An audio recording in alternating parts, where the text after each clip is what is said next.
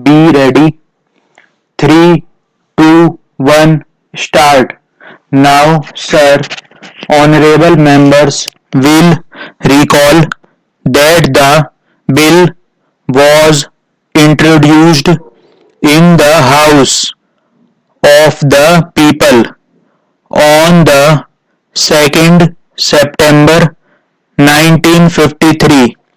It has had a long history and in one form or another it has been before the public since the end of 1949.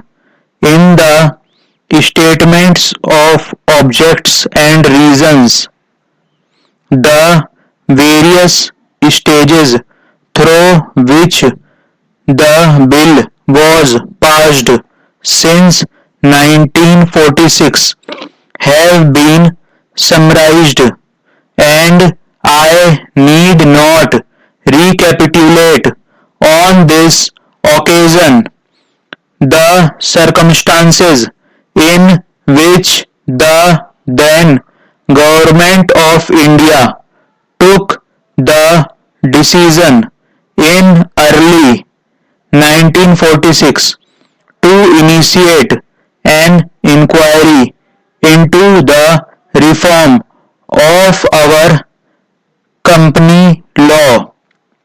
I would remind honorable members that between 1946 and 1948 the entire field of company law was carefully reviewed by two distinguished company lawyers who were appointed to recommend the broad lines on which the present act should be revised. Their recommendations were examined in the then Ministry of Commerce and certain tentative departmental views which emerged were circulated in a comprehensive memorandum to all recognized trade and industrial associations, bar associations, the high courts, and the state governments that brought us to the end of 1949. Many representations on this memorandum were duly received from chambers of commerce, trade and industrial associations, state governments, and the general public. At the end of 1950, the Government of India appointed a committee under the chairmanship of Sri Bhabha to go into the entire question of the revision of the Companies Act with particular reference to its bearing on the development of trade and industry in this country.